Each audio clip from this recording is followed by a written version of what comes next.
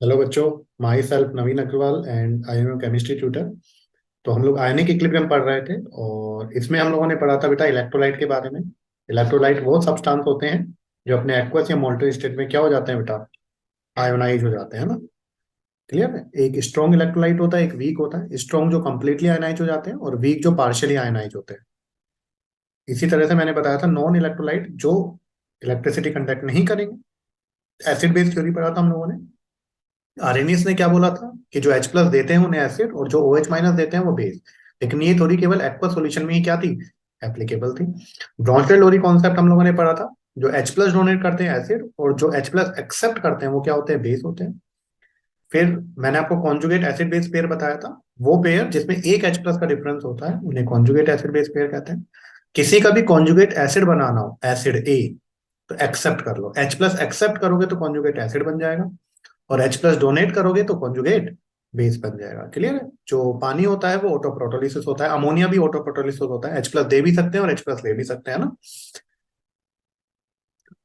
इसके बाद मैंने आपको बताया था कि कोई एसिड अगर स्ट्रॉन्ग है तो उसका कॉन्जुगेट जो बनने वाला है वो कैसा बनने वाला है, वीक बनने वाला है। ये कुछ मैंने एसिडिक स्ट्रेंथ का ऑर्डर लिखवाया था आप लोगों को, ये कर सकते थे। ल्यूइस थ्योरी हम लोगों ने क्या कहा था कि जिनके पास इलेक्ट्रॉनों की डेफिशिएंसी होती है या फिर वो जिनके पास ऑक्टेट कंप्लीट हो लेकिन फ्री ऑर्बिटल हो, इलेक्ट्रॉन को ले सके, है ना।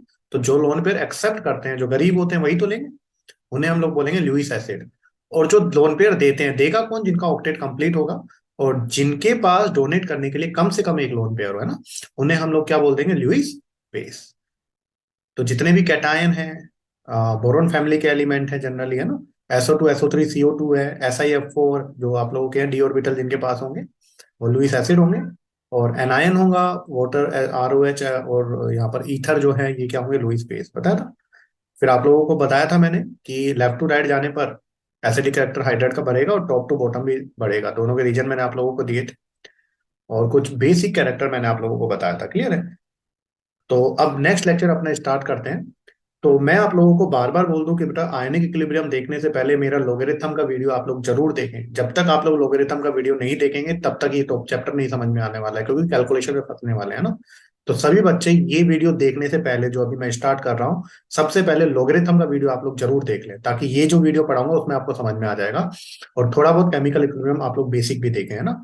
क्लियर है। चलो, पर कम से कम लोगरिथम वाला वीडियो तो आप लोगों को देखना पड़ेगा ना। तो अभी हम लोग पढ़ेंगे किसके बारे में बेटा, पानी के बारे में। पानी के बारे में भी आज कितनी सारी बातचीत हो सकती है वो हम लोग सब करेंगे ना। तो हमारा नेक्स्ट टॉपिक है अपना एक्सप्लेनेशन ऑफ वाटर।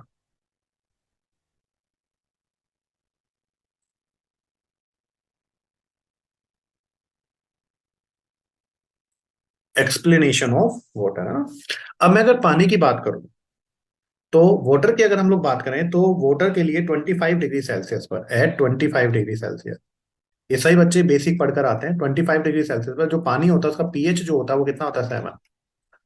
वाटर मैंने आपको बताया था न्यूट्रल होता है, तो पानी का जो पीएच होता है वो कितना होता है, 7। 5 डिग्री पर जो वाटर होता है उसका पीएच कितना होता है, 7 होता है ना। ये थोड़ा सा बेसिक है जो आप लोग पढ़कर आ चुके हैं पहले भी। 9 10 में भी पढ़ा होगा आप लोगों ने, 10th क्लास में। पीएच प्लस पीओएच जो होता है वो कितना होता है, 14। जो वाटर होता है उसका जो पीएच प्लस पीओएच होता है वो कितना होता है, 14। क्या होता है पीएच, पावर ऑफ हाइड्रोजन, है ना, H प्लस आयन। वो हम लोग पढ़ेंगे आगे चलकर अभी। तो वाटर के लिए पीएच प्लस पीओएच कितना होता है, 14। अब 25 डिग्री सेल्सियस पर पीएच भी कितना होता है, 7, और पीओएच भी कितना होता है, 7। तो पानी के लिए पीएच और पीओएच दोनों ही बराबर होते हैं। दोनों ही बराबर होंगे तो जितना H प्लस होगा उतना ही OH माइनस होगा, तो वाटर कैसा हो जाएगा, न्यूट्रल, है ना। तो वाटर के लिए पीएच कितना होता है, 7, 25 डिग्री सेल्सियस, और पीओएच भी कितना होता है, 7। पीएच अगर 7 है तो जो H प्लस आयन की कंसंट्रेशन होती है वो भी कितनी आती है, वो आती है 10 की पावर -7, है ना। ये आप लोग पढ़ चुके होंगे। पीओएच अगर आप लोगों के पास 7 है तो OH माइनस आयन की कंसंट्रेशन कितनी होती है, 10 की पावर -7। तो ये मैं आप लोगों को थोड़ा सा बेसिक बता दूं कि जो पीएच होता है वो होता है पावर ऑफ हाइड्रोजन। ये होता है माइनस लोग जिसका बेस क्या होगा, 10 टू H प्लस आयन की कंसंट्रेशन, है ना। तो इसे रीड कैसे करते हैं, इसे रीड करते हैं H प्लस आयन की कंसंट्रेशन का। H प्लस आयन की कंसंट्रेशन स्क्वायर ब्रैकेट कंसंट्रेशन को बताता है ना। H प्लस आयन की कंसंट्रेशन का नेगेटिव लोग जिसका बेस क्या है, 10, उसे क्या बोलते हैं, पीएच। तभी मैंने कहा था एक बार लोग वाला वीडियो देखकर आए, वहां पर आपको ये क्लियर हो जाएगा। इसी तरह पीओएच क्या होता है, पीओएच होता है OH माइनस आयन की कंसंट्रेशन का नेगेटिव लोग जिसका बेस कितना है, 10, उसे क्या बोलते हैं हम लोग, पीओएच। तो अभी तो इतना सा याद करो, किसी का पीएच अगर 7 है तो एच प्लस कितना आएगा, 10⁻⁻7। पीएच अगर 6 है तो एच प्लस आयन की कंसंट्रेशन आएगी 10⁻⁻6। पीएच अगर 5 है तो एच प्लस कितना आएगा, 10⁻⁻5। तो ये आप लोगों को पता लग गया, 10 की नेगेटिव पावर में हम लोग ले जाएंगे, है ना। तो यहाँ पर एट 25 डिग्री सेल्सियस पीएच और पीओएस दोनों कितने होते हैं बेटा, 7 7, है ना। अब अगर मैं यहाँ पर बात करूं mole of H plus in 1 litre water, अगर 1 लीटर वाटर में मैं एच प्लस के मोल निकालता हूं, है ना, किसके मोल निकालता हूं, एच प्लस के, तो आप मुझे बताओ कितना आ गई, ये कंसंट्रेशन आई है 10⁻⁻7। ये होता है ना कंसंट्रेशन यूनिट, मोल पर लीटर। मोल पर लीटर मतलब 1 लीटर में कितने मोल है, 10⁻⁻7 मोल। तो ये भी यहाँ पर 10⁻⁻7 मोल आ गए कि नहीं आ गए, 10⁻⁻7 मोल आ गए। तो 1 लीटर वाटर में, मोल पर लीटर है ना, 1 लीटर वाटर में कितने मोल है, 10⁻⁻7 मोल। तो अगर मोल इतने हैं तो नंबर ऑफ आयन कितने हो जाएंगे, तो number of H plus ion in 1 litre water, in 1 litre water, 1 litre water में number of H plus ion कितने आएंगे, ये आ जाएंगे 10⁻⁻7 into N A. Avogadro number से मल्टीप्लाई कर दो, आप लोगों को पता होगा ना, जो एक मोल है उसमें कितने होते हैं, एन ए पार्टिकल होते हैं, एन ए पार्टिकल, है ना। तो आपके पास मोल कितने थे, 10⁻⁻7 मोल थे। तो आयन कितने हो गए, 10⁻⁻7 इंटू एन ए। क्लियर है। नेक्स्ट देखो, अगर हम लोग यहाँ पर देखें mole of H2O, mole of H2O in 1 litre water, in 1 litre water, 1 litre water में अगर मैं मोल निकालू H2O के, तो मोल क्या होता है, मोल होता है बेटा, यहां पर लिख देता हूं, जो मोल होता है वो होता है वेट अपॉन मोलर वेट। वो होता है weight, given weight upon molar weight, है ना। ये होता है mole, weight upon molar weight. अब मैंने आपको बताया था कि 1 लीटर पानी बोलूं या 1 किलोग्राम पानी बोलूं, दोनों के लिए सेम होता है ना। पानी के लिए 1 लीटर या 1 किलोग्राम दोनों सेम होता है। अब 1 किलोग्राम में कितना वेट होगा, 1000 ग्राम। तो वेट तो हो गया 1000 अपॉन मोलर वेट कितना होता है वाटर का, 16 + 2 कितना हो गया, 18। तो 1000/18, ये इस चैप्टर का एक स्टैंडर्ड डाटा है, सभी बच्चे याद कर ले। 1000/18 होता है 55.5, 1000/18 होता है 55.5। तो 1 लीटर वाटर में पानी के मोल कितने आ गए, 55.5। तो मुझे बता सकते हो मोलिक्यूल कितने आ जाएंगे, तो molecule of H2O, molecule of H2O in 1 litre water, 1 litre water में कितने मोलिक्यूल आ जाएंगे बताओ, 55.5 इंटू एन ए, क्योंकि एक मोल में एन ए पार्टिकल होते हैं, तो 55 इंटू 5 में कितने हो जाएंगे, इंटू एन ए। क्लियर है। अच्छा एक और चीज सभी बच्चे यहाँ पर देखो, देखो पानी में 1 लीटर वाटर में मोल कितने आए, 55.5। अब आप मुझे बताओ जो कंसंट्रेशन होती है, कंसंट्रेशन क्या होती है, मोल अपॉन वॉल्यूम। अब पानी के मोल कितने आए, 55.5, और वॉल्यूम कितना है 1। तो वाटर की जो कंसंट्रेशन होगी वो होगी 55.5। तो एक चीज जो आप लोगों को, सभी बच्चों को याद रखनी है, वेरी वेरी वेरी इंपॉर्टेंट, जो कंसंट्रेशन ऑफ वाटर होता है, जो पानी का कंसंट्रेशन होता है वो कितना होता है, 55.5। जो पानी का कंसंट्रेशन होता है वो कितना होता है, 55.5। ये याद रखोगे। अब एग्जामिनर क्या देगा मुझे बताओ, जैसे आपके पास एक गिलास में पानी है, ठीक है, उसको 2 गिलास में मैंने आधा आधा कर दिया, तो क्या पानी की कंसंट्रेशन चेंज हो जाएगी, नहीं होगी ना। तो एक गिलास में जो पानी था, अगर उसको आधा आधा कर दो तो भी कंसंट्रेशन सेम रहनी है ना। तो एग्जामिनर आपको मजे लेने के लिए क्या कहेगा, आपको बोलेगा 1 ग्राम वाटर का कंसंट्रेशन बताओ, आप बोलोगे 55.5। एग्जामिनर बोलेगा 10 ग्राम वाटर का कंसंट्रेशन बताओ, आप कहोगे 55.5। एग्जामिनर बोलेगा 1000 ग्राम वाटर का कंसंट्रेशन बताओ, आप बोलोगे 55.5। मैं कितना भी ग्राम पानी दूं, हमेशा जो कंसंट्रेशन होगा पानी का वो कितना होगा, 55.5। वाटर का जो कंसंट्रेशन होगा 55.5, ये हो जाएगा ना। अब देखो यहाँ पर, तो यहाँ पर हम लोग देखते हैं, आप लोगों को पता लग गया 1 लीटर वाटर में जो एच प्लस आयन आए वो कितने आए, 1 लीटर वाटर में H plus ion 10⁻⁻7 N A, और 1 लीटर वाटर में वो H2O के मॉलिक्यूल कितने हैं, 55.5 इंटू एन ए। दोनों का रेशन निकालो इन 1 litre water, in 1 litre H2O। यहां पर अगर मैं देखूं इसका molecule of H2O, molecule of H2O ratio number of H plus ion, number of H plus ion. तो मॉलिक्यूल ऑफ H2 और number of H plus ion में क्या आया बताओ, यहाँ पर मॉलिक्यूल कितने आए थे, 55.5 इंटू एन ए, और number of H plus ion कितना है, 10⁻⁻7 इंटू एन ए। तो यहाँ पर अगर मैं रेशियो निकालू तो बताओ 10⁻⁻7 को नीचे ले जाऊं, एन ए से एन ए क्या हो गया, देखो यहाँ पर कैंसिल। Na से Na क्या हो गया यहाँ पर कैंसिल, तो यहाँ पर मेरे पास कितना आया 55.5, 10⁻⁻7 को नीचे ले गया और ये हो गया रेशो 1। तो यहाँ पर अगर मैं इसको देखता हूँ तो ये कितना आ गया 55.5 इंटू 10⁻7 रेशो 1। मजे की बात देखो, अगर मैं 55.5 इंटू 10⁻7 वाटर मॉलिक्यूल लेता हूँ तो उससे केवल कितना H प्लस आयन आएगा, एक। 55.5 इंटू 10⁻7 वाटर मॉलिक्यूल से केवल एक H प्लस मिलता है। तो इतना वीक डिसोसिएशन होता है यहाँ पर।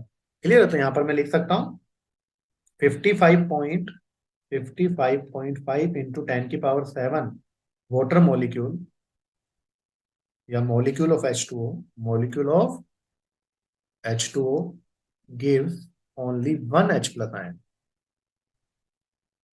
Only one H plus ion. इतने सारे मिलकर केवल एक H प्लस दे रहा है। क्लियर है? तो यहां पर अगर मैं डिग्री ऑफ डिसोसिएशन निकालूं या डिग्री ऑफ डिसोसिएशन का डिग्री ऑफ आयनाइजेशन निकालूं, अल्फा, अल्फा होता है डिग्री ऑफ आयनाइजेशन, ये केमिकल इक्विलिब्रियम में आपने पढ़ा होगा है ना। तो यहाँ पर अगर मैं डिग्री ऑफ आयनाइजेशन निकालूं तो कैसे करते हैं आप बताओ। अगर आपके किसी सब्जेक्ट में 100 में से 90 नंबर आए तो आप परसेंटेज कैसे निकालते हो? तो टोटल मार्क्स के उसको नीचे, जितने आए उसको ऊपर, और इंटू परसेंटेज निकालना है तो इंटू 100 कर देते हैं। ऐसे तो निकालते हैं। तो टोटल वाटर मॉलिक्यूल कितने हैं? 55.5 इंटू 10⁻7। उसमें से डिसोसिएशन कितने का होगा? केवल एक का। तो यहां से जो डिग्री ऑफ डिसोसिएशन आया अल्फा, उसको सोल्व करने पर आ जाएगा 1.8 इंटू 10⁻⁻9। तो ये आ गया डिग्री ऑफ आयोनाइजेशन या degree of dissociation of water, है ना। ये क्या है? Degree of ionisation, degree of ionisation of water. और अगर परसेंटेज में निकालना हो तो 100 से मल्टीप्लाई कर देंगे। तो 100 से मल्टीप्लाई करोगे तो 1.8 इंटू 10⁻⁻7%। तो आपको देखना एग्जामिनर ने क्या पूछा हुआ है, परसेंटेज के साथ पूछा हुआ है या बिना परसेंटेज के साथ पूछा हुआ है ना। तो डिग्री ऑफ आयोनाइजेशन जो होगा 1.8 इंटू 10⁻⁻9, और परसेंटेज में कितना आ जाएगा 10⁻⁻7। कोई दिक्कत वाली बात नहीं है ना। तो ये नोट कर लें। तो पानी का जो कंसंट्रेशन होता है, कितना भी पानी हो, 55.5 होता है। और ये डाटा स्टैंडर्ड है, ये आप लोग डाटा याद रखेंगे कि 1000/18 कितना होता है। इस चैप्टर में काफी काम आएगा, 55.5 होता है।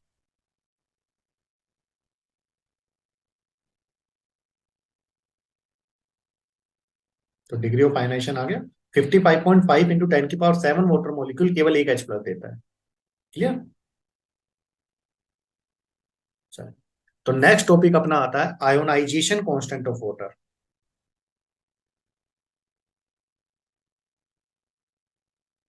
आयोनाइजेशन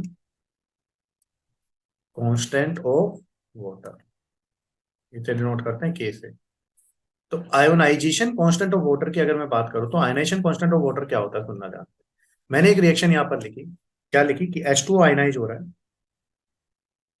जो H2O है वो आयनाइज हो रहा है किसमें?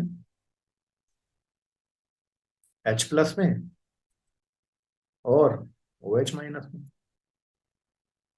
क्लियर है? तो अब इस रिएक्शन का मुझे क्या लिखना है? के लिखना है। तो अगर इस रिएक्शन का मुझे के लिखना है तो के कैसे लिखूंगा? ये आप लोगों को रिएक्शन समझ में आ गई। जो H2 है वो आयनाइज हो रहा है किसमें? H प्लस और OH माइनस। कोई दिक्कत नहीं, बिल्कुल सर। अब इसका अगर के लिखना है तो के कैसे लिखते हैं बताओ? प्रोडक्ट की कंसंट्रेशन अपॉन रिएक्टेंट की कंसंट्रेशन। तो प्रोडक्ट में कौन कौन है? H प्लस आयन की कंसंट्रेशन, स्टोइचियोमेट्रिक कोएफिशिएंट 1 ही है, इनटू OH माइनस आयन की कंसंट्रेशन अपॉन प्रोडक्ट की कंसंट्रेशन हो गई, अपॉन रिएक्टेंट में कौन है? वाटर। तो इनटू किसकी कंसंट्रेशन? वाटर की कंसंट्रेशन। तो बताओ H प्लस आयन की कंसंट्रेशन कितनी होती है? 10⁻⁻7। अभी बता दो OH माइनस की कितनी थी? 10⁻⁻7 अपॉन वाटर की कितनी है? 55.5। तो इसको सोल्व करने पर जो आयोनाइजेशन कांस्टेंट आया वो आ गया 1.8 इंटू 10⁻⁻16। तो जो वाटर का आयोनाइजेशन कांस्टेंट होता है के, वो कितना आ गया? 1.8 इंटू 10⁻⁻16। सर बहुत अच्छी बात है, आप लोगों ने ये तो लिख दिया, लेकिन हमको एक चीज परेशान कर रही है। क्या परेशान कर रही है? सर आपने केमिकल इक्विलिब्रियम में बताया था कि जो सॉलिड और लिक्विड होते हैं ना, उनको इक्विलिब्रियम कांस्टेंट में नहीं लिखते, के वाले में कंसिडर नहीं कर सकते। सर आपने तो H2O लिक्विड था यहाँ पर कंसिडर कर दिया। तो सुनना, जब वाटर का आयोनाइजेशन कांस्टेंट लिखते हैं ना, वाटर का आयोनाइजेशन कांस्टेंट लिखते हैं, तो वाटर का आयोनाइजेशन कांस्टेंट में H plus into OH minus upon H2 कर वो पूरा सोल्व करते हैं हम लोग 1.8 इंटू 10⁻⁻16। लेकिन आपको पता है कि जो H2O लिक्विड है ना, तो इसकी सॉलिड और लिक्विड की कंसंट्रेशन चेंज नहीं होती है, तो वो तो कांस्टेंट रहता है। तो वो तो हम लोगों को लिखना नहीं था, सॉलिड लिक्विड हम लोग लिखते नहीं थे। तो उसके लिए हम लोग एक और यहाँ पर नया कांस्टेंट डिफाइन करते हैं, और वो क्या होता है सुनना ध्यान से यहाँ पर। अब मैंने क्या किया, ये जो इक्वेशन फर्स्ट था, ये जो इक्वेशन फर्स्ट था, तो इसको यूज करते हुए, using equation first, using equation first को यूज करते हुए, देखो इक्वेशन फर्स्ट में मैंने क्या किया, H2 यहाँ था ना, इसको मैं यहाँ ले गया, तो ये क्या बन गया, अगर इसको यहाँ ले गया तो K इंटू H2 की कंसंट्रेशन इक्वल टू क्या बचा, H plus into O H minus ion की कंसंट्रेशन। अब बताओ K क्या है, K क्या है, कांस्टेंट, और H2 की कंसंट्रेशन, ये लिक्विड है, ये भी कांस्टेंट है, तो ये दोनों ही कांस्टेंट है, तो इन दोनों ही कांस्टेंट को मल्टीप्लाई करके एक नया कांस्टेंट मैंने बना दिया, जिसका नाम मैं रखूंगा KW। तो इन दोनों को मल्टीप्लाई करके मैंने एक नया कांस्टेंट बना दिया, इन दोनों को मल्टीप्लाई करके, तो उसको बोल दिया मैंने KW, और KW इक्वल टू कितना आ गया, तो बचा हुआ H plus into O H minus ion की कंसंट्रेशन। तो ये क्या आ गया आपके पास, KW। ये very very very very important, very important, पूरे चैप्टर में काम आने वाला है। क्लियर, एक नया कांस्टेंट बोलती है, इस नए कांस्टेंट का जो नाम होता है, इस नए कांस्टेंट का जो नाम होता है उसे बोलते हैं आयोनिक प्रोडक्ट ऑफ वाटर। इसे क्या बोलते हैं हम लोग, ionic product of water. W है ना, तो डब्ल्यू से वाटर पता लग रहा है। ये देख, आप खुद देखो ना, पानी में आयन कौन कौन से होते हैं, H प्लस और OH माइनस, तो उन्हीं का तो प्रोडक्ट है H plus into OH minus का। तो वहीं से नाम आया आयनिक प्रोडक्ट ऑफ वाटर, पानी की आयन का product, H plus into OH minus. अब मुझे बताओ यहाँ पर H प्लस कितना था, आप लोगों को पता है, KW equal to H plus कितना था, 10⁻⁷ इंटू OH माइनस कितना था, 10⁻⁷। तो यहां से जो KW आया वो आ गया 10⁻⁴। अच्छा, एक चीज आप लोगों को यहाँ से पता लग रहा होगा, जो KW है, आयनिक प्रोडक्ट ऑफ वाटर है, वो क्या लिखा है, K इंटू H2 है ना। तो अब दिक्कत खत्म हो गई होगी ना बाकी सारे बच्चों की, कि सर H2 नहीं लिखा, तो H plus into OH minus को हम लोगों ने बोल दिया KW। क्लियर है। और KW कितना आ गया, 10⁻⁻14। KW यहाँ से कितना आ गया, 10⁻⁻14। तो यहाँ पर आप लोगों के पास क्या बन गया, KW equal to H plus into OH minus ion की कंसंट्रेशन, और वो किसके इक्वल आ गया, 10⁻⁻14 के, 10⁻⁻14 के, यहाँ मैंने 4 लिख दिया, 14 आएगा, 10⁻⁻14 के। क्लियर है। तो ये आप लोग इस तरीके से कर सकते हैं, और ये काफी इंपॉर्टेंट है। जो आयनिक प्रोडक्ट ऑफ वाटर होता है, वाटर के आयन का product, H plus into OH minus की कंसंट्रेशन, वो कितना होता है, 10⁻⁻14। तो एक क्वेश्चन यहाँ से आ सकता है, देखो K तो कितना आया, आयोनाइजेशन कांस्टेंट पानी का कितना आया था, पानी का आयनाइजेशन कांस्टेंट आया था 1.8 इंटू 10⁻⁻16, देख रहे हो यहाँ पर। और यहाँ से अपने पास जो KW आया वो कितना है, 10⁻⁻14। तो पहला क्वेश्चन तो यही बन सकता है कि आयोनिक प्रोडक्ट ऑफ वाटर और आयोनाइजेशन कांस्टेंट में से कौन बड़ा होता है। तो आपको पता लग गया, जो आयोनिक प्रोडक्ट ऑफ वाटर होता है KW, 10⁻⁻14 है, वो 10⁻⁻16। KW बड़ा है किससे, K। क्लियर। अब दोनों तरफ हम लोग लोग लेंगे, और मैंने कहा ना लोग का वीडियो देख कर आया, ताकि ये चीजें समझ में आए अच्छे से आप लोगों को। तो यहां पर मैं क्या कर रहा हूँ, टेकिंग नेगेटिव लोग बोथ साइड, दोनों तरफ जिसका बेस 10 है ना, बोथ साइड, दोनों तरफ मैं नेगेटिव लोग रह रहा हूँ, KW की तरफ भी और H plus into OH minus की तरफ भी। अब एक चीज मैंने आप लोगों को ऊपर पढ़ाई थी, अगर आपको याद हो, मैंने कहा था पीएच इक्वल टू होता है माइनस लोग ऑफ H प्लस आयन की कंसंट्रेशन, पीओएच कितना होता है, माइनस लोग ऑफ OH माइनस आयन की कंसंट्रेशन। इसी तरह से PKW क्या होता है, माइनस लोग ऑफ KW। तो माइनस लोग of H plus pH, minus लोग of OH minus pOH, minus लोग ऑफ KW PKW। क्लियर है। तो इस तरीके से आप लोग कर सकते हैं। तो यहां पर देखो, मैंने यहां पर क्या किया, दोनों तरफ नेगेटिव लोग ले लिया। तो नेगेटिव लोग लूंगा तो क्या बनेगा बताओ, नेगेटिव लोग बेस 10 है, KW इक्वल टू नेगेटिव लोग, यहां पर क्या आ गया, कौन कौन सी कंसंट्रेशन है, H प्लस आयन की concentration into OH minus ion की कंसंट्रेशन। अब आपको पता है log A इंटू बी क्या होता है, log A इंटू बी होता है log A plus log B। तो यहाँ पर क्या आ गया बताओ, minus log of base 10 KW। ये समझ जाओ आप, मैं 10 बार बार नहीं लिख रहा हूँ, सारे बेस क्या है, 10 बेस है ना। Minus log of KW equal to minus, बाहर ही आ गया, log A इंटू बी क्या हो गया, log A plus log B हो गया इंटू OH माइनस। अब नेगेटिव अंदर ले गया, तो माइनस log ऑफ KW, तो आपको बता दिया अभी क्या बन गया, PKW इक्वल टू, ये कितना आ जाएगा बताओ, ये अंदर ले गया तो ये बन गया minus log of H plus, इसको प्लस की प्लस रहने दो, और ये क्या बन गया, minus log of OH minus. Negative अंदर ले गया, तो यहाँ पर क्या बना बताओ, p K W equal to minus log of H plus क्या बन जाएगा, पी एच, और minus log of O H minus क्या बन गया, पी ओ एच। तो ये बन गया p K W equal to p H plus P O H. और 10 की पावर -14 का नेगेटिव लॉग लेंगे तो ये बन जाएगा 14। क्या बन जाएगा, 14। ये आप लोग कर सकते हैं, कर लोगे ना, माइनस लॉग ऑफ 10 की पावर -14, ये आगे आ जाएगा। तो माइनस तो था, -14 log 10, और log 10 मैंने आपको बताया था 1 होता है, वो देख कर है, तो माइनस माइनस प्लस हो जाएगा, 14 आ गया कि नहीं आ गया। तो यहाँ से आपके पास क्या आ गया, जो पी के डब्ल्यू होता है वो क्या आ गया, P H plus P O H equal to 14। तो दो फॉर्मूले बन गए जो इंपॉर्टेंट है। एक तो जो आयनिक प्रोडक्ट ऑफ वाटर होता है के डब्ल्यू, वो आ गया एच प्लस आयन की concentration into O H minus ion की कंसंट्रेशन ना, वो कितना होता है, 10 की पावर -14, 25 डिग्री सेल्सियस पर रूम टेम्परेचर पर, है ना। और पी के डब्ल्यू कितना आ गया, P H plus P O H कितना आ गया, 14। कोई प्रॉब्लम। तो इस तरीके से कर सकते हैं। अब मुझे बताओ, जो पानी होता है वो क्या होता है, न्यूट्रल होता है। तो न्यूट्रल कब होगा, जब जितने एच प्लस आयन की कंसंट्रेशन है, जितना एसिड की कंसंट्रेशन उतना ही बेस की कंसंट्रेशन होगी। तो जितना पीएच होगा उतना ही पीओएच है। तो पानी क्या होगा, न्यूट्रल। तो पानी जब क्या होता है, वैन न्यूट्रल, वैन न्यूट्रल। तो न्यूट्रल पर क्या होगा, न्यूट्रल पर पीएच इक्वल टू क्या होता है, पीओएच। क्लियर है, न्यूट्रल पर ये तो होता है पीएच इक्वल टू पीओएच। तो पहला पॉइंट क्या बन गया बताओ, यहाँ पर पहला पॉइंट बन गया p K W equal to क्या होता है, पीएच प्लस पीओएच। क्लियर। तो P K W equal to क्या बन गया यहाँ पर, एक तो ये कर सकता हूँ पीएच प्लस पीओएच को भी क्या लग दिया, पीएच। तो यहाँ से P K W equal to कितना आ गया, 2 पीएच, 2 पीएच। तो यहाँ से पीएच इक्वल टू कितना आ जाएगा, तो पीएच इक्वल टू आ गया पी के डब्ल्यू बाय 2, और पी के डब्ल्यू कितना है, 14, 14/2 कितना आ गया, 7। तो वही तो बोला था मैंने यहाँ पर। हाँ। ऐसे ही दूसरा क्या कर सकता हूँ, यहाँ पर दूसरा ये बन सकता है p K W equal to pH plus pOH है।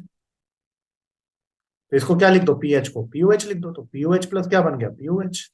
कितना हो गया ये, 2 पीओएच इक्वल टू क्या बन गया, पी के डब्ल्यू। तो यहाँ से पीओएच इक्वल टू क्या आ जाएगा, ये आ जाएगा p K W upon 2 equal to 14/2 equal to 7। तो ये भी ऐसा आ गया। तो ये तो टाइम पास है, कुछ नहीं है, ये तो पहले ही पता था हम लोगों को, 25 डिग्री पर पीएच भी कितना होता है, 7, और पीओएच भी कितना होता है, 7। तो अल्टीमेटली अभी तक मैंने जितना भी पढ़ाया है, इसमें तीन चीजें इंपॉर्टेंट है जो आप लोगों को पता होना चाहिए। सबसे पहले जो वाटर होता है उसकी कंसंट्रेशन होती है 55.5, कितना भी पानी हो, 1 ग्राम, 10 ग्राम, 20 ग्राम, 100 ग्राम, 1000 ग्राम, कंसंट्रेशन होगी 55.5। क्लियर है। ये इतना इंपॉर्टेंट नहीं है, डिग्री ऑफ आयनाइजेशन कितना होता है, 1.8 × 10 की पावर -9, परसेंटेज है तो 100 से मल्टीप्लाई कर देना। आयनाइजेशन कांस्टेंट भी इतना इंपॉर्टेंट नहीं है, क्या होता है, 1.8 × 10 की पावर -16। लेकिन आयोनिक प्रोडक्ट ऑफ वाटर, तो पहली एक तो कंसंट्रेशन, दूसरा ionic product of water K W equal to H plus into O H minus, तो वो कितना होता है, 10 की पावर -14। और पी के डब्ल्यू कितना आ गया, P H plus P O H कितना, 14 आ गया। तो इस तरीके से आप लोग कर सकते हैं, है ना। चलिए नोट करें। ये तो कर ही लिया था वाटर के लिए, आयोनाइजेशन कांस्टेंट नोट करें।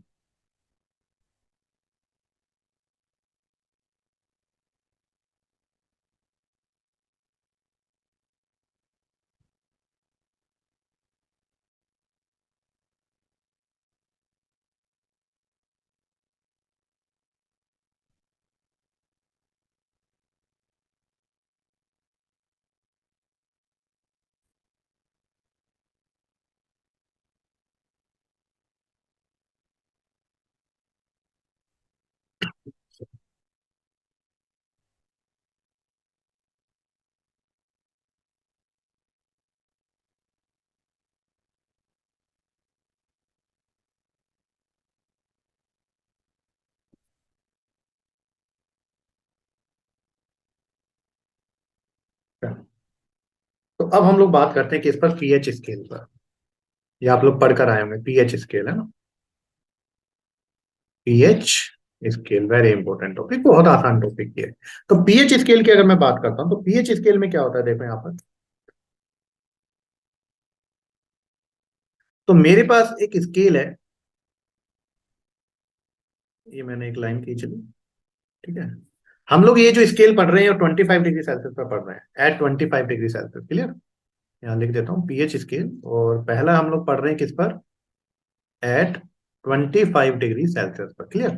तो यहां पर मैंने ये लाइन ड्रॉ की, जीरो वाली। ये जो लाइन है वो कौन सी है, 7 की। और ये जो लाइन आपके पास है ये कौन सी है, 14 की। तो अगर आपका पीएच 7 से कम है, अगर आपका पीएच क्या है बेटा 7 से कम है, तो यहाँ पर मैंने लिखा पीएच लेस देन 7, पीएच 7 से कम है। पीएच 7 से कम कब होगा, जब H प्लस आयन की कंसंट्रेशन 10⁻⁻7 से क्या हो जाता। सर क्या बात कर रहे हो, हमको समझ में नहीं आ रहा। देखो यहाँ पर अगर मैंने आप लोगों से कहा पीएच 7 से कम है, तो पीएच 7 से कम है तो 7 से कम मैंने ले लिया 6। तो बताओ H प्लस आयन की कंसंट्रेशन कितनी आएगी, 10⁻⁻6। 7 से कम है तो मैंने पीएच ले लिया 5, तो H प्लस आयन की कंसंट्रेशन कितनी आ गई, 10⁻⁻5। तो -10⁻⁻6, 10⁻⁻5, ये सब 10⁻⁻7 से ज्यादा ही तो है। तो ये तो लिखा पीएच 7 से कम है, तो H प्लस आयन की कंसंट्रेशन 10⁻⁻7 से क्या होगी, ज्यादा। तो ये ज्यादा ही तो है ना। तो या तो पीएच 7 से कम हो या फिर H प्लस आयन की कंसंट्रेशन 10⁻⁻7 से ज्यादा हो। तो आपका जो सोल्यूशन होता है वो कैसा होगा, एसिडिक। 25 डिग्री पर हम लोग बात करते हैं, सोल्यूशन कैसा होगा, एसिडिक। इसी तरीके से यहाँ पर क्या कर सकते हैं, अगर आपके पास पीएच 7 से क्या हो जाता, पीएच 7 से ज्यादा होगी तो जो H प्लस आयन की कंसंट्रेशन है वो 10⁻⁻7 से क्या आएगी, कम आएगी। कैसे सर, आप खुद लेकर देखो। अगर मैंने कहा पीएच 7 से ज्यादा है मतलब 8 ले लिया, तो यहाँ पर H प्लस आयन की कंसंट्रेशन 10⁻⁻8 आएगी। तो बताओ ये 10⁻⁸ जो होता है वो 10⁻⁻7 से छोटा ही तो होता है। तो पीएच जब 7 से बड़ा होगा तो H प्लस 10⁻⁷ से छोटा आएगा। तो यहाँ पर जो सॉल्यूशन आपका आएगा वो कैसा आएगा, बेसिक। कैसा आएगा, बेसिक। लेकिन अगर पीएच कितनी है, 7, कितनी है, 7, तो पीएच इक्वल टू, अगर आपके पास कितनी है, 7 है, तो पीएच इक्वल टू 7 है तो H प्लस आयन की कंसंट्रेशन और OH माइनस आयन की कंसंट्रेशन बराबर होगी। तो पीएच इक्वल टू 7 है तो यहाँ पर H प्लस आयन की कंसंट्रेशन लिख सकते हो 10⁻⁻7। यहाँ पर जो होगा वो क्या आएगा, न्यूट्रल। तो अगर 25 डिग्री सेल्सियस पर पीएच स्केल की बात करूं तो वो 0 से 14 के बीच में होता है ना। पीएच 7 से कम है तो एसिडिक, और 7 से ज्यादा है तो क्या हो जाएगा, बेसिक। लेकिन यही स्केल अगर मैं 90 डिग्री पर बात करता हूँ, किस पर बात करता हूँ, 90 डिग्री पर, है ना। तो यहाँ पर मैंने किस पर की है, 25 डिग्री पर, तो यहाँ पर मैं लिख देता हूँ 25 डिग्री सेल्सियस पर क्या होगा, 25 डिग्री सेल्सियस पर क्या होगा, H प्लस और OH माइनस आयन की कंसंट्रेशन अगर न्यूट्रल है तो 10⁻⁻7। के डब्ल्यू यहां से मैंने आपको बताया था, पहले भी बताया था, into H plus into OH minus. तो कितना हो गया, 10⁻⁻7 इंटू 10⁻⁻7, कितना आ गया, 10⁻⁻14। और जो पी के डब्ल्यू है वो क्या आ जाएगा, p H plus P H PO H, वो कितना आ जाएगा, 7 + 7 इक्वल टू कितना आ जाएगा, 14। तो पीएच स्केल 14 का है ना, क्लियर है। तो जो भी आप लोगों का पी के डब्ल्यू अगर 14 है तो न्यूट्रल कितने कितने पर होगा, 7 पर। अगर पीएच स्केल 12 का है तो न्यूट्रल कितने पर होगा, 6 पर। जो भी आपका पी के डब्ल्यू होगा ना, पी के डब्ल्यू उसके आधे पर वो चीज न्यूट्रल होती है, क्लियर है। तो पी के डब्ल्यू अगर मैंने कहा कि आप लोगों के पास 20 है तो बताओ न्यूट्रल कितने पर होगा, 10 पर। मैंने कहा पी के डब्ल्यू आपके पास 13 है तो बताओ न्यूट्रल कितने पर होगा, 6.5 पर। तो जो भी पी के डब्ल्यू होगा उसके आधे पर वो चीज न्यूट्रल हो जाएगी। तो ये तो 25 डिग्री सेल्सियस की बात हो गई। अब हम लोग बात करते हैं एट 90 डिग्री सेल्सियस। मैंने पानी का टेम्परेचर बढ़ा दिया, 25 से क्या कर दिया, 90। अब मुझे बताओ जब पानी का टेम्परेचर बढ़ा देते हैं तो पानी एसिडिक हो जाता है या बेसिक हो जाता है, सोचो।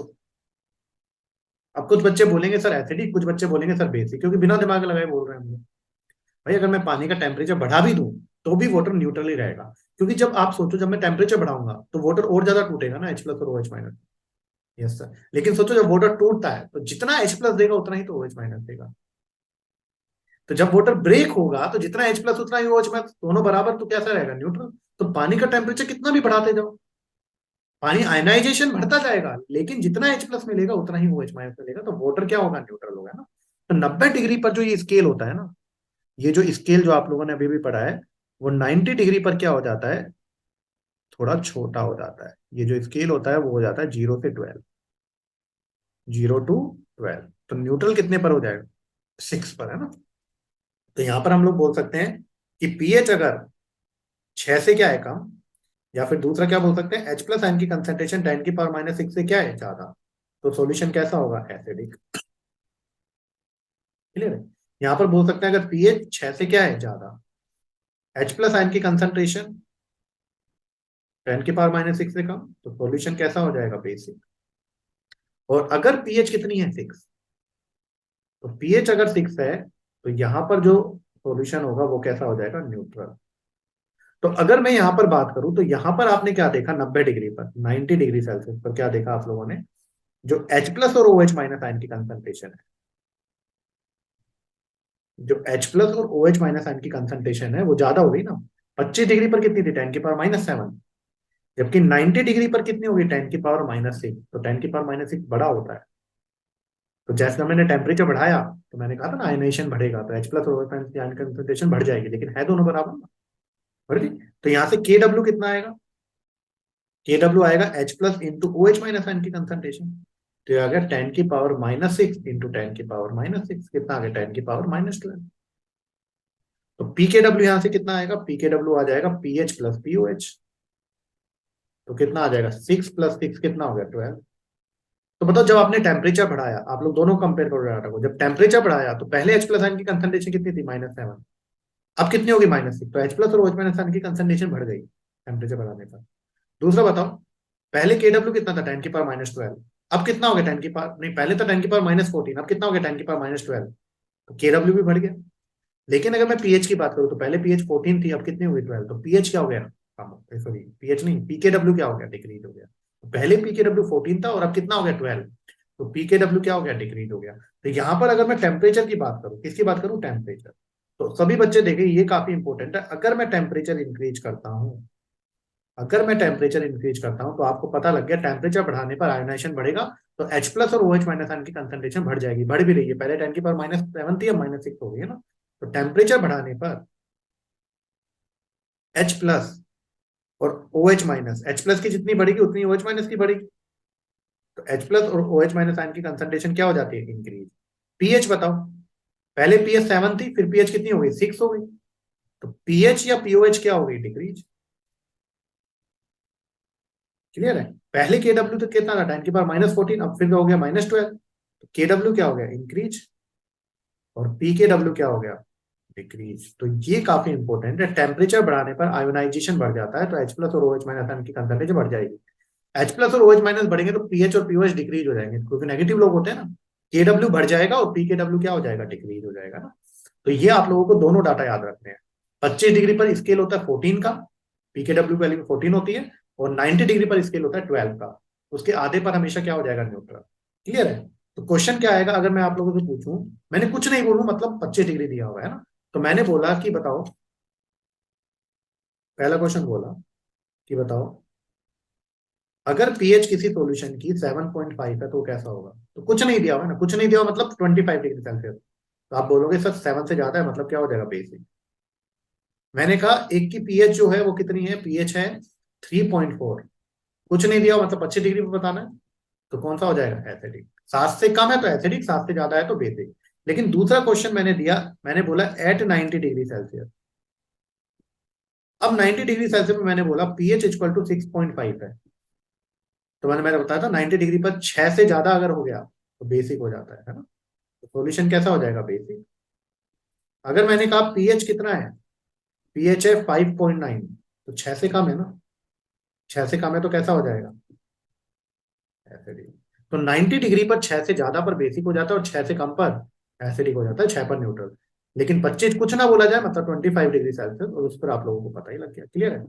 एक तीसरा क्वेश्चन मैंने क्या बोला, अगर मैंने कहा कि पीकेडब्ल्यू अगर कितना है, पीकेडब्ल्यू अगर 13 है एट एनी टेम्परेचर, मुझे नहीं पता किस पर है ना, एट एनी टेम्परेचर पीकेडब्ल्यू कितना है, 13। तो बताओ न्यूट्रल कितने पर होगा। तो न्यूट्रल कितने पर होगा, आधे पर, पीएच इक्वल टू PKW/2। तो 13/2 कितने पर, 6.5 पर वो क्या हो जाएगा, न्यूट्रल। तो अगर 6.5 से कम है तो एसिडिक, 6.5 से ज्यादा है तो बेसिक। सब कुछ जो डिपेंड करता है वो पीकेडब्ल्यू पर डिपेंड करता है। क्लियर है। तो आप लोग यहाँ पर नोट कर सकते हैं पीएच स्केल।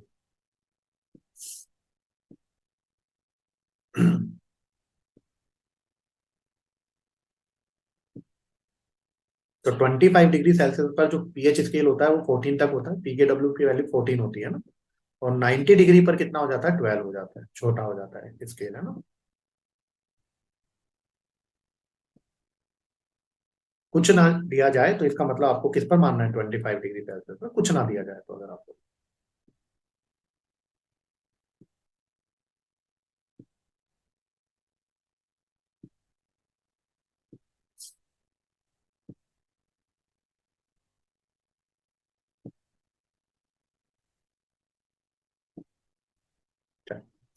तो नेक्स्ट हम लोग पढ़ते हैं बेटा। अब मैंने आपको बताया था दो तरह के इलेक्ट्रोलाइट होते हैं, एक होता है स्ट्रॉन्ग इलेक्ट्रोलाइट जो कंप्लीटली आयनाइज हो जाते हैं, और एक होते हैं वीक इलेक्ट्रोलाइट जो पार्शियली आयनाइज होते हैं। मतलब मैंने याद है 100 मोलिक्यूल एसिटिक एसिड के डाले थे CH3COH के, तो केवल 5 टूटे थे, बाकी 95 ऐसे कैसे पड़े हुए थे ना। क्लियर। तो अब हम लोग एक लो पढ़ेंगे जिसे बोलते हैं Ostwald dilution law. Very very very important for competition exam, काफी क्वेश्चन आते हैं इससे, है ना। तो अगर हम लोग बात करते हैं किसकी, ओस्टवाल डाइल्यूशन लो, ओस्टवाल डाइल्यूशन लो, नाम से ही पता लग रहा है देखो। ओस्टवाल तो साइंटिस्ट का नाम हो गया, डाइल्यूशन मतलब पानी मिलाने वाले, है ना। तो आप लोगों को भी मेहनत पे पानी नहीं फेरना है, अच्छे से पढ़ना है। कोई चीज नहीं समझ में आया तो आप लोग पूछ सकते हैं, पर आप लोग पूरे डेडिकेशन के साथ आप लोगों को पढ़ना है ना, और अपने ऊपर कॉन्फिडेंस रखना है। अपना जो एग्जाम का खेल होता है ना, वो केवल और केवल कॉन्फिडेंस का होता है। जो बच्चे कॉन्फिडेंस रखकर चलते रहते हैं ना, वो सब चीजें पार कर जाएंगे, उसमें कोई प्रॉब्लम नहीं होगी। और जो बच्चे कॉन्फिडेंस लूज कर देंगे फिर दिक्कत होने वाली है ना। स्ट्रगल तो हर कोई करता है, आप भी करेंगे, दूसरा भी करेगा, तीसरा भी करेगा, लेकिन उस स्ट्रगल को कौन सह रहा है, कौन पेशेंटली उस स्ट्रगल को लेते हुए चलते हुए आप लोग बढ़ते चल रहे हैं, वो चीजें सक्सेस हो जाएंगी फिर, है ना। तो हम लोग बात करते हैं ओस्टवाल डाइल्यूशन लो। तो ओस्टवाल डाइल्यूशन लो क्या है, देखो हम लोग यहाँ पर देखते हैं, when A solution of,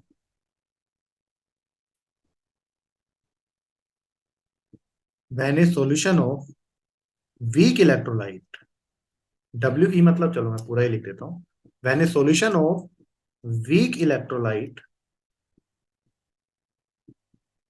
when a solution of weak electrolyte is diluted, degree of, when a solution of weak electrolyte is diluted, degree of ionization, degree of ionization of weak electrolyte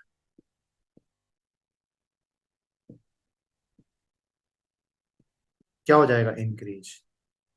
तो मैंने क्या कहा आप लोगों को, मैंने जैसे बोला कि आपके पास 1 लीटर वाटर है, कितना लीटर वाटर है, 1 लीटर वाटर, और इस 1 लीटर वाटर में आप लोग क्या डाल रहे हैं, आपने 100 मॉलिक्यूल किसके डाले, CH3COH के, बोला था मैंने। यहाँ पर जो 100 मॉलिक्यूल डाले हैं किसके, CH3COH के। CH3COH एक वीक एसिड है, वीक एसिड पार्शियली आयनाइज होगा। तो मान लो मैंने 1 लीटर वाटर में इसके 100 मॉलिक्यूल डाले, तो ये कितने आयनाइज हो गए, 5 आयनाइज हो गए इसके, 5 CH3COH आयनाइज हो गया किसमें, CH3COH किसमें आयनाइज होता है आपको पता है, CH3CO माइनस में और H प्लस में। तो ये कितने आयनाइज हो गए, मान लो ये 5 आयनाइज हो गए, तो 95 ऐसे कैसे पड़े हुए हैं ना, 95 ऐसे कैसे पड़े हुए, वो तो आयनाइज है नहीं। तो ओस्टवाल ने क्या कहा कि अगर मैं डाइल्यूशन बढ़ा दूं, अगर मैं यहाँ पर और पानी डालूं, 1 और लीटर पानी डाल दूं, तो ये जो डिग्री ऑफ आयनाइजेशन है ये बढ़ जाएगा। अब जैसे पहले 1 लीटर मॉलिक्यूल मॉलिक्यूल में 5 आयनाइज हो रहे थे, तो मान लो 1 लीटर और पानी डाल दूंगा ना, तो मान लो 3 और आयनाइज हो गए। ऐसा नहीं एक में पहले 5 हो रहे तो अगले में भी फिर 5 होंगे, अगले में 5 होंगे, ऐसा नहीं होता है ना। तो 1 लीटर में अगर 5 टूटे हैं, 5 टूटे हैं, 5 ब्रेक हुए हैं, तो अगर 1 और लीटर पानी डाल दूं तो हो सकता है 3 और ब्रेक हो जाए। कितना हो जाएंगे, 8 हो जाएंगे ना आयनाइज। 1 लीटर पानी और डाल दिया, मान लो 2 और आयनाइज हो गए, 10 हो गए कि नहीं हो गए। तो जैसे जैसे मैं डाइल्यूशन कर रहा हूँ, जैसे जैसे मैं पानी मिला रहा हूँ, जो डिग्री ऑफ आयोनाइजेशन है वो क्या होता जा रहा है, इंक्रीज होता जा रहा है, बढ़ता जाएगा। तो जैसे जैसे मैं पानी डालता जाऊंगा, जो डिग्री ऑफ आयनाइजेशन होगा वो बढ़ता जाएगा। तो ओस्टवाल डाइल्यूशन लोग केवल और केवल वीक इलेक्ट्रोलाइट के लिए। स्ट्रॉन्ग तो बताओ पहले से ही टूटा होता है ना, अगर मैं इसमें 100 मॉलिक्यूल NaCl के डालता तो पहले ही आगे टूट जाएगा पूरा, 1 लीटर में पूरा ही टूट जाएगा। तो स्ट्रॉन्ग है तो कोई मतलब ही नहीं हो, तो पहले ही टूट जाएगा। वीक वाला बहुत कम आयनाइज होता है, तो जैसे जैसे मैं डाइल्यूशन करूंगा, पानी मिलाऊंगा, जो degree of ionization of weak electrolyte है वो क्या होता जाएगा, इंक्रीज होता जाएगा। वेरी गुड, क्या होता जाएगा, इंक्रीज। तो देखो यहाँ पर मैं एक रिएक्शन लिखता हूँ, मेरे पास क्या है, एक वीक एसिड है H। Weak electrolyte, week acid और वीक बेस होते हैं। तो सबसे पहले मैं वीक एसिड के लिए बात कर रहा हूँ, फॉर वीक एसिड। हम लोग किसके लिए चल रहे हैं, फॉर वीक एसिड। और वीक एसिड में भी हम लोग यहाँ पर क्या ले रहे हैं, monoprotic acid. Monoprotic acid, monoprotic acid एक ऐसा एसिड होता है जो एक H प्लस देगा। वीक है और कितना H प्लस दे रहा है, एक, क्योंकि एक से ज्यादा H प्लस देगा तो फिर चीजें चेंज हो जाएंगी ना। तो अभी हम लोग क्या ले रहे हैं, एक मोनोप्रोटिक एसिड जो कि वीक है ना। तो वीक एसिड मैंने मान लिया यहाँ पर HA है, इसको मैंने किसमें डाला, पानी में। तो पानी कैसा होता है, लिक्विड। क्लियर है। तो HA को पानी में डाला, ये किसमें टूट गया, H प्लस और A माइनस में। H प्लस जो जाएगा वो पानी के पास चला जाएगा तो क्या बना लेगा, H3O पॉजिटिव। लेकिन मैं नहीं बना रहा हूं अभी, है ना, मैं सिंपली लिख रहा हूँ H+। और क्या बन गया, E-। हालांकि ये जो H+ है पानी के साथ क्या बना लेगा, H3O पॉजिटिव, तो H+ की जगह मुझे क्या लिखना चाहिए, H3O पॉजिटिव। लेकिन मैं भी आप लोगों को परेशान नहीं कर रहा हूं। तो एक रिएक्शन हो गई यहाँ पर, जो वीक एसिड था Ha वो पानी में गया और क्या बनाया, H+ और A-। टूट गया ये। अब ये वीक है तो H+ और A- ज्यादा बन रहे, कम बन रहे, बहुत कम बन रहे। क्लियर है। तो T=0 पर मैंने क्या माना, T= इनिशियली, मैंने माना कि जो वीक एसिड था उसकी कंसंट्रेशन कितनी है, C। तो इनिशियली तो आयनाइज होगा नहीं, तो ये 0 0 है। तो T इक्विलिब्रियम पर मैंने क्या माना कि इसका देखो, इसका एक है, वो आयनाइज होकर इसका एक बना रहा है, इसका एक बना रहा है। तो अगर मैंने कहा कि Ha का एक्स आयनाइज, इसका एक आयनाइज होकर एक एक बना रहा है ना, तो अगर इसका एक्स आयनाइज होगा, कितना आयनाइज होगा, एक्स, तो इसका भी कितना बनाएगा, एक्स, और इसका भी कितना बनाएगा, एक्स। ये तब समझ में आएगा जब केमिकल पढ़ेंगे। तो केमिकल में मैंने बहुत बार करवाया है ना। तो ये बताओ, सी था और एक्स क्या हो गया, आयनाइज। तो कितना बचा अब इसकी कंसंट्रेशन, C- है। ये 0 था और एक्स बन गया तो कितना हो जाएगा, एक्स। ये 0 था और एक्स बन गया, कितना हो जाएगा, एक्स। तो इक्विलिब्रियम पर ये C-x, ये एक्स और ये एक्स। सर पानी क्यों नहीं ले लो, पानी लिक्विड है। तो के में वैसे भी H2O लिक्विड आने वाला नहीं है, सॉलिड लिक्विड लिखते ही नहीं है ना। अब एक चीज मैंने बताया था, degree of ionization alpha. Degree of ionization होता है इनिशियल, कंसंट्रेशन कितनी थी, थी। अब और इनिशियल जो होगा, इनिशियल कंसंट्रेशन या जो इनिशियल होगा मोल जो भी होगा, उसको तो कहाँ लिखेंगे, नीचे। और जितना डिसोसिएट हो गया, जितना आयनाइज हो गया, उसको कहाँ लिखेंगे, ऊपर। अब आयनाइज कितना होगा बताओ, एक्स। तो एक्स कहाँ हुआ, या तो C-x दिया होगा, नहीं। सी था, एक्स आयनाइज हो गया, तो ये तो बचा हुआ है ना, C-x। देखो इनिशियल था सी, अल्फा में डिग्री ऑफ आयनाइजेशन में जो इनिशियल होगा उसको नीचे रखूंगा, और जितना आयनाइज हो गया, कितना आयनाइज हुआ, एक्स। तो एक्स को कहाँ रख दिया मैंने, ऊपर। तो अल्फा= हो गया x/c। तो यहाँ से x कितना आ गया, C अल्फा है ना। तो x यहाँ पर आ गया C अल्फा। तो इक्विलिब्रियम पर बताओ कितनी होगी कंसंट्रेशन Ha की, ये हो गया C-C अल्फा। ये कितना हो गया, C अल्फा, और ये कितना हो गया, C अल्फा। क्लियर है। तो अब मैं लिखूंगा के ए होता है क्या, डिसोसिएशन कांस्टेंट या फिर ionization constant of acid. Dissociation या आयनाइजेशन कांस्टेंट ऑफ एसिड। तो के क्या लिखूंगा, प्रोडक्ट की कंसंट्रेशन, प्रोडक्ट में कौन है, H+ और A-, अपॉन रिएक्टेंट की कंसंट्रेशन, रिएक्टेंट की कंसंट्रेशन में कौन है, Ha, क्योंकि पानी तो लिक्विड है, वो लिखने की जरूरत नहीं है। तो यहां से बताओ के कितना आ गया। तो के हो गया, H+ हो गया C अल्फा, A- भी कितना हो गया, C अल्फा। आप देखो ना, H+ भी C अल्फा, ये भी C अल्फा, और ये कितना हो गया, C1 - अल्फा। तो नीचे आ गया सी कॉमन ले लो यहाँ पर, ये बचा 1 - C-C अल्फा है ना। तो सी कॉमन ले लिया, 1 - अल्फा हो गया। तो यहां से जो के ए आया, C से C कैंसिल हो गया। तो अगर आप लोग देख रहे हैं तो एक सी से एक सी क्या कर दिया मैंने, कैंसिल। तो यहां से जो के ए आया वो आ गया C-अल्फा² अपॉन 1 - अल्फा। तो एक इंपॉर्टेंट रिलेशन यहाँ पर बना कि जो आयोनाइजेशन कांस्टेंट होता है एसिड का, वो कितना होता है, C-अल्फा² अपॉन 1 - अल्फा। ये क्या है, आयोनाइजेशन कांस्टेंट ऑफ एसिड। ये याद हो जाएगा जब हम आप लोगों का पूरा चैप्टर पढ़ोगे, तो ये तो बहुत आसान होगा। ये बहुत आसानी से याद हो जाएगा। वो कितना हो जाएगा, के ए=C-अल्फा² अपॉन 1 - अल्फा। क्लियर है। अब सुनना, ये कैसा एसिड है, वीक एसिड है। कैसा एसिड है, वीक एसिड है ना। तो वीक एसिड का जो डिग्री ऑफ आयनाइजेशन होता है अल्फा, वो ज्यादा होगा, कम होगा, कम होगा। तो अगर आपका अल्फा, मैंने कहा था स्ट्रॉन्ग इलेक्ट्रोलाइट होता है, उनका अल्फा कितना होता है, 1। अल्फा 1 या परसेंटेज में निकालोगे तो कितना, 100% पूरा हो जाएगा ना।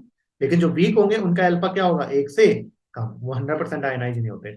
तो अगर आप लोगों का जो डिग्री ऑफ आयनाइजेशन है अल्फा, वो एक से बहुत कम है, एक से बहुत कम है, या फिर कह सकते हैं परसेंटेज में अगर बात करें तो परसेंटेज अल्फा लगभग कितना है, 5% या उससे कम।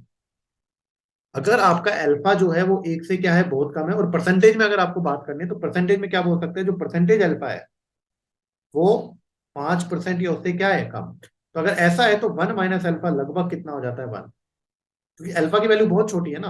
अब सोचो अल्फा में से अगर मैं 0.01 माइनस करूंगा तो कोई ज्यादा फर्क थोड़ी पड़ेगा। 1 में से अगर मैं 0.01 सब्ट्रैक्ट करूंगा तो 1 ही तो आएगा ऑलमोस्ट। क्लियर। जैसे मेरे पास 1 करोड़ रुपए है, अब किसी से 1 करोड़ 1 रुपए किसी को मुझे देना है, तो बताओ अगर 1 करोड़ भी दे दूंगा तो कोई दिक्कत होगी क्या, नहीं होगी ना। लेकिन सोचो किसी को 2 रुपए देने हो और मैंने 1 रुपया दिया, तो फिर उस 1 रुपए की वैल्यू होगी। तो जब किसी बड़े नंबर में कोई छोटा नंबर ऐड करो या सब्ट्रैक्ट करो तो कोई वैल्यू नहीं है। 1 करोड़ में एक ऐड करो या सब्ट्रैक्ट करो, कोई वैल्यू नहीं है 1 रुपए की। तो जब कोई बहुत बड़े नंबर में कोई छोटा नंबर प्लस करते हैं या माइनस करते हैं तो बड़ा नंबर ही आता है हमेशा। तो एक में से अगर 0.01 माइनस भी कर दूंगा तो कोई ज्यादा फर्क पड़ने वाला नहीं है। तो अल्फा की वैल्यू अगर एक से बहुत कम है, या फिर अगर परसेंटेज में बात करूं 5% या उससे क्या है बेटा, कम है, तो 1 - अल्फा कितना हो जाता है, 1 हो जाता है। तो 1 - अल्फा अगर 1 हो गया, अल्फा बहुत कम है 1 से, तो 1 - अल्फा 1 हो जाएगा। तो यहाँ से के ए इक्वल टू जो आएगा आयनाइजेशन कांस्टेंट वो कितना आ जाएगा, C अल्फा स्क्वायर। तो अगर आप लोग मेडिकल का एग्जाम दे रहे हैं तो मैक्सिमम केस में अपना 99% केस में अपना जो फॉर्मूला यूज होना है वीक एसिड के लिए वो K equal to C alpha square ही होना है। लेकिन अगर आप आईआईटी का एग्जाम दे रहे हैं तो K equal to C alpha square upon 1 - alpha भी यूज हो सकता है, वो करवा सकता है, क्योंकि वहां पर टाइम ज्यादा होता है ना। और मेडिकल एग्जाम में मैक्सिमम केस में K equal to C alpha square ही यूज होता है। अब बताओ ये के इक्वल टू कितना आ गया, C अल्फा स्क्वायर। तो यहां से अगर मैं अल्फा निकालूंगा तो अल्फा कितना आ गया बताओ, अल्फा डिग्री ऑफ फाइनाइशन है, तो अल्फा आ जाएगा √A/C, ये कर लोगे ना। तो यहाँ से अल्फा स्क्वायर कितना आ जाएगा, या फिर चलो मैं कर ही देता हूँ। यहाँ से अगर मैं अल्फा स्क्वायर निकालूं तो अल्फा स्क्वायर कितना आ गया, K/C। तो alpha equal to under root कितना आ गया, Ka/C। अल्फा स्क्वायर K/C है, तो अल्फा कितना आ गया, अंडर रूट K/C। अब खुद देखो, मैंने कहा था जो आयोनाइजेशन कांस्टेंट होता है वो तो कांस्टेंट ही रहेगा ना, तो के चेंज नहीं होना। अब आप खुद बताओ, अगर डाइल्यूशन कर रहा हूँ, डाइल्यूशन कर रहा हूँ मतलब कंसंट्रेशन कम कर रहा हूँ, अब कंसंट्रेशन कम कर रहा हूँ तो बताइए इन्वर्सली प्रोपोर्शनल है ना, तो अल्फा बढ़ेगा कि नहीं बढ़ेगा। तो यहां से पता लगा कि जब आप लोग कंसंट्रेशन क्या कर रहे हैं, डिक्रीज, कंसंट्रेशन डिक्रीज करने का मतलब क्या कर रहे हैं आप लोग, डाइल्यूशन। तो डाइल्यूशन क्या कर रहे हैं, इंक्रीज, तो अल्फा क्या हो जाएगा। तो कंसंट्रेशन कम कर रहे हैं मतलब डाइल्यूशन बढ़ा रहे हैं, डाइल्यूशन बढ़ा रहे हैं मतलब अल्फा क्या हो गया, यहाँ पर बढ़ गया। क्लियर है। तो यही तो बोला ओस्टवाल ने कि अगर आपके पास वीक इलेक्ट्रोलाइट है उसमें पानी डालते जा रहे हैं मतलब कंसंट्रेशन कम करते जा रहे हैं, तो डिग्री ऑफ आयनाइजेशन क्या हो जाता है, वहां पर बढ़ जाता है। कोई दिक्कत वाली बात। तो यहाँ पर आप लोगों के लिए वीक एसिड अगर आपके पास है तो के इक्वल टू आता है C अल्फा स्क्वायर/1 - अल्फा। एक H प्लस देना चाहिए, वो है ना। के इक्वल टू अगर 1 - अल्फा को 1 लिख सकते हो, तो यहाँ पर के इक्वल टू हो जाएगा C अल्फा स्क्वायर, अल्फा हो जाएगा अंडर रूट K/C। अब मुझे बता H प्लस आयन की कंसंट्रेशन कितनी आ रही थी, C अल्फा आ रहा था ना यहाँ से, तो यहाँ पर मैंने लिखा H प्लस आयन की कंसंट्रेशन आपके पास क्या आ रहा है, ये आ रहा है C अल्फा। और अल्फा कितना है बताओ, अल्फा आ गया अंडर रूट A/C। तो C को अगर मैं इसके अंदर लेकर गया तो C स्क्वायर बन जाएगा ना, स्क्वायर के अंदर लेकर गया, और एक C से एक C क्या हो जाएगा, कैंसिल। तो इसको जब आप लोग सोल्व करोगे तो ये आ जाएगा अंडर रूट A/इंटू C, क्योंकि C को अंदर लेकर गया तो C स्क्वायर, एक C से एक C कैंसिल हो जाएगा ना, तो हो जाएगा अंडर रूट K/C। तो यहां से जो आपके पास H प्लस आयन की कंसंट्रेशन आई है उसके दो फॉर्मूले हैं, या तो आप लोग बोल सकते हो C अल्फा, या फिर बोल सकते हो अंडर रूट Ke/C। ये भी इंपॉर्टेंट आप लोगों का फॉर्मूला बन गया, क्लियर। तो H प्लस आ गया C अल्फा, या फिर अंडर रूट Ke/C। और अब मुझे निकालना है पीएच। पीएच निकालने के लिए क्या लेना पड़ेगा, नेगेटिव लोग। तो taking negative log both side, इस साइड एक तो H plus equal to under root K/C है ना, तो यहाँ पर ले लो, तो यहाँ पर हो गया minus log of H plus, ten base वाला लेना, इक्वल टू यहाँ पर के सी अल्फा की तरफ नहीं लेना, सी अल्फा हटा सकते हो आप लोग। H plus equal to under root K/C है ना, तो यहाँ पर मैंने ले लिया minus log of base ten, ये आपको पता है ना, अंडर रूट K/C। तो ये लिख दो K/C की पावर 1/2। तो minus log of H plus आपको बताया था क्या होता है, पीएच इक्वल टू, ये क्या हो गया 1/2 आगे आ गया, ये हो गया -1/2। और अंदर क्या बच गया, log A/C। और मैंने अभी बताया log A/B क्या होता है, log A plus log B। तो यहाँ से पीएच इक्वल टू कितना आ गया, -1/2। ये कितना हो गया, log A plus log C। Clear है। तो यहाँ से कितना आ गया, पीएच इक्वल टू 1/2 बाहर ही रहने दिया मैंने, माइनस अंदर ले गया, तो minus log of K minus log of. तो जैसे आपको पता है कि पीएच इक्वल टू क्या होता है, minus log of H plus होता है, ऐसे पी के ए इक्वल टू क्या होता है, माइनस log ऑफ K। तो minus log of K equal P के। तो पीएच इक्वल टू कितना हो गया, हाफ, ये हो गया पी के ए माइनस log C।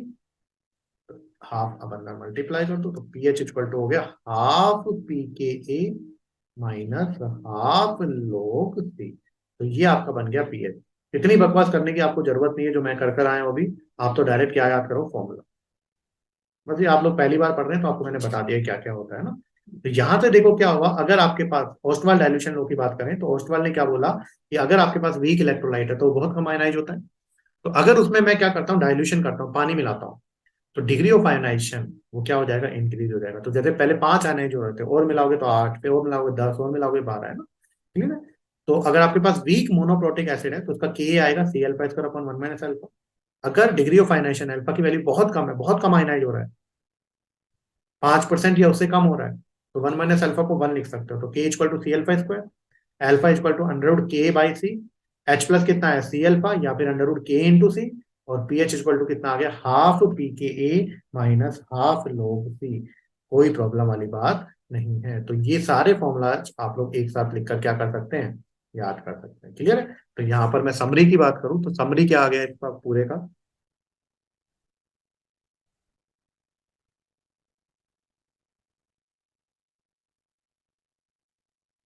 तो यहाँ पर मैं इस तरीके से लिख देता हूँ, है ना? देखो, तो यहाँ पर अगर हम लोग देखें तो आप लोगों के पास पहला फॉर्मूला है K equal to C alpha square upon 1 - alpha. Clear. लेकिन अगर आप लोगों को पता लग गया, ये क्या भी बन सकता है, A equal to C alpha square if जो अल्फा है, जो अल्फा है वो 1 से बहुत ज्यादा क्या हो, छोटा हो। Alpha is very very less है। क्लियर। दूसरा फॉर्मूला क्या बना आपके पास, एच प्लस का। एच प्लस का फॉर्मूला बना सी एल्फा या फिर बना अंडर रूट के ए इंटू सी। और पीएच का फॉर्मूला क्या बना आपके पास, ये बना हाफ पी के ए माइनस हाफ लॉग सी। तो इस तरीके से ये सारे फॉर्मूलाज आप लोगों को क्या करने हैं, लर्न। अल्टीमेटली अब ऊपर जाने की जरूरत नहीं है आपको, तो सिर्फ ये डायरेक्टली क्या करने का है, लर्न करना है ना। तो ये हो गया वीक ऐसे नोट कर लें। अभी आप लोगों को थोड़ा अजीब लगेगा, अभी देखो मैं आपको वीक बेस का भी कराऊंगा तो वो बिल्कुल सेम है, तो आप लोगों को समझ में आएगा, हाँ यार सर इसमें तो कुछ भी नहीं है, बहुत आसान है।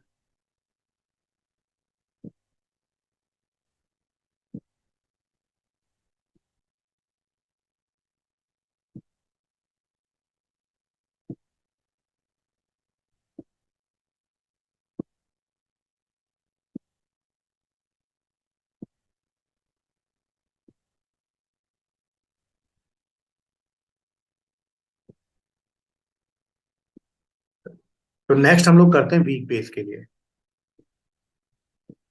वीक बेस के लिए ओस्टवाल डाइल्यूशन लो लगाते हैं। ओस्टवाल डाइल्यूशन लो वीक इलेक्ट्रोलाइट के लिए होता है। और ये वीक बेस कौन सा है, ये वीक वीक वो बेस है जो ओनली 1 OH- दे रहा है, गिव्स ओनली 1 OH-, है ना, एक OH- दे रहा है। तो मैंने एक वीक बेस मान लिया क्या, BOH। BOH इसको मैंने किस में डाला, वाटर में डाला। किस में डाला, वाटर में। ये किस में टूटा बताओ, B प्लस, और किस में टूटा, OH-। क्लियर है। तो ये टूट गया किस में, B प्लस और OH- में, कोई दिक्कत नहीं। अब देखो, बताओ टी इक्वल टू जीरो पर बिल्कुल वही सेम कर दो। टी इक्वल टू जीरो पर इसकी कंसंट्रेशन कितनी ले ली, सी। ये कितने थे, 0 0। T equal to T equilibrium पर बताओ, अगर इसका एक्स आयनाइज होगा तो इसका कितना बनेगा, एक्स। इसका कितना बनेगा, एक्स। एक से एक एक बन रहा है ना, तो इसका कितना बचेगा, C - इसका कितना बन जाएगा, एक्स। इसका कितना बन जाएगा, एक्स। अब बताओ अल्फा इक्वल टू कितना हो जाएगा, इनिशियल था सी, और डिसोसिएट हो गया कितना, एक्स। आयनाइज कितना हो गया, एक्स। तो एक्स इक्वल टू कितना हो गया, सी अल्फा। ये कितना हो गया, C - C alpha, C alpha, C alpha. अब ये बेस है, तो बेस है तो क्या डिफाइन हो जाएगा, के बी। के बी क्या हो जाएगा, प्रोडक्ट की कंसंट्रेशन अपॉन रिएक्टेंट की कंसंट्रेशन। क्लियर है। तो यहाँ पर क्या आ जाएगा आप लोगों के पास, के बी इक्वल टू आ जाएगा C alpha into C alpha upon C 1 - alpha. ये क्या आ जाएगा आपके पास, के बी। तो सी से सी क्या हो जाएगा यहाँ पर, कैंसिल। तो यहाँ से के बी इक्वल टू कितना आ जाएगा, C - alpha square upon 1 - alpha. Clear है। के बी क्या हो गया, के बी हो गया डिसोसिएशन या फिर आयोनाइजेशन कांस्टेंट फॉर बेस।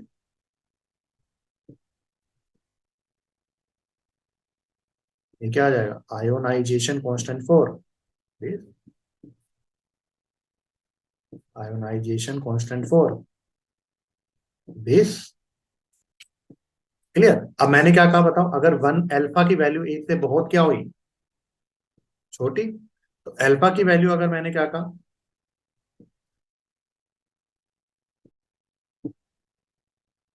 तो यहां पर क्या हुआ, अगर अल्फा की वैल्यू एक से क्या हुआ, बहुत कम, या फिर कह सकता हूँ अल्फा की परसेंटेज, अल्फा की वैल्यू 5% या उससे क्या हुई, कम हुई है ना।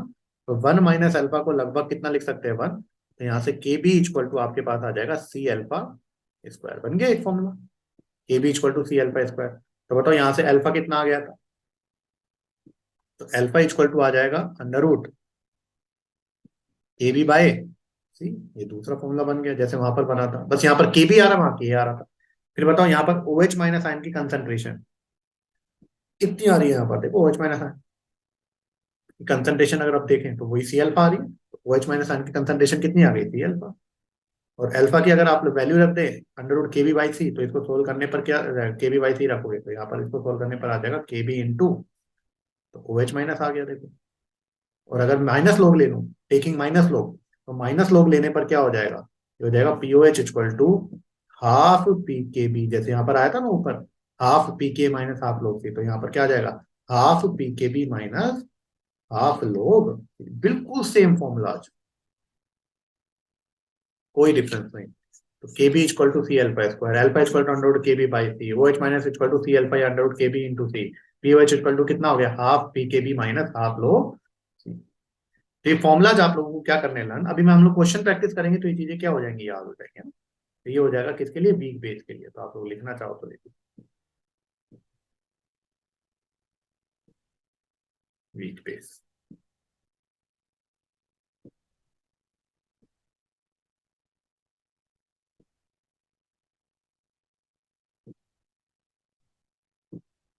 तो सेम फॉर्मुलाज है, बस आप लोगों को वहां पर के था, यहाँ पर के भी आ गया, K B equal to C alpha square, alpha equal to under root K b by C, O H minus equal to C alpha under root K B into C, P O H equal to half P K B minus half log C.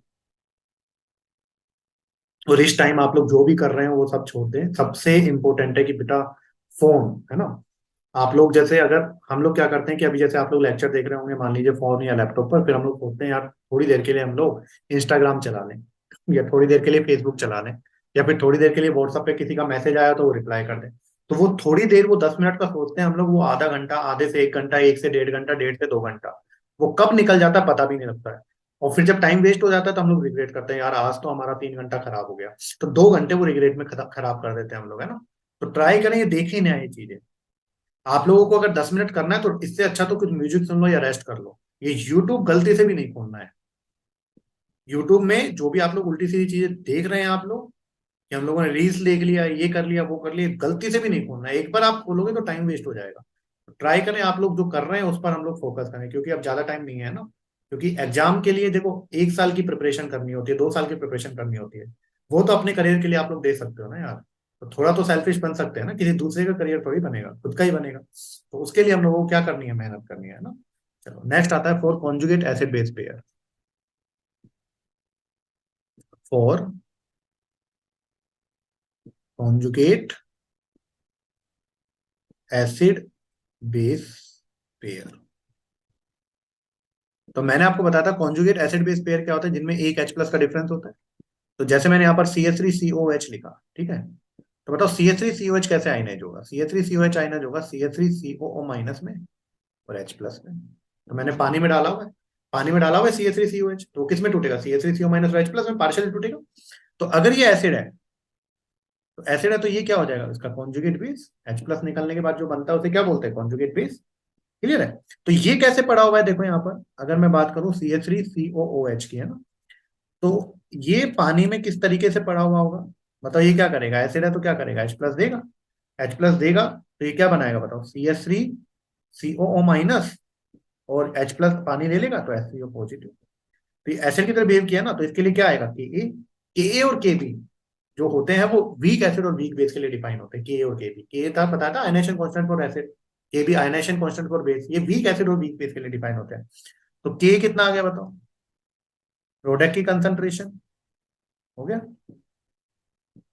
Upon reactant की concentration, उसमें क्या आ जाएगा, CH3COOH। H2O क्यों नहीं लिया, क्योंकि H2O कैसा है, लिक्विड है।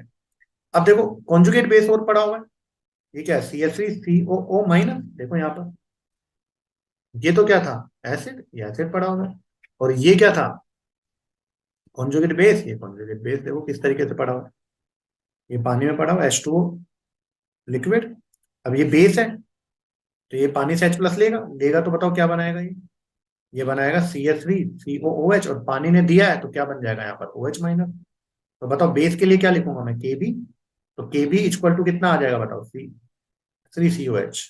प्रोडक्ट की कंसंट्रेशन अपॉन रिएक्टेंट, रिएक्टेंट में कौन है, CH3COO माइनस। तो यहां पर आप लोगों ने क्या लिखा, K लिख दिया और KB लिख दिया ना। तो K किसके लिए आ गया, एसिड के लिए, और KB किसके लिए लिख दिया, उसके कॉन्जुगेट के लिए। अब सोचो दोनों को मल्टीप्लाई करो एक बार।